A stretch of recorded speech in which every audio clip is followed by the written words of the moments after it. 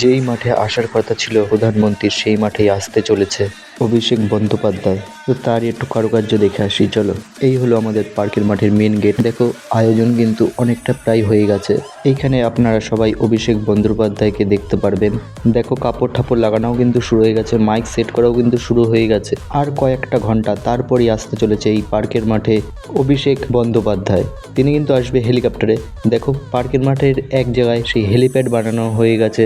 আজ 8ই জানুয়ারি, কাল আসতে চলেছে পার্কের মাঠে অভিষেক বন্দ্যোপাধ্যায়। খুব জোর কদমে কাজ চলছে, প্রায় শেষের পথে কাজ।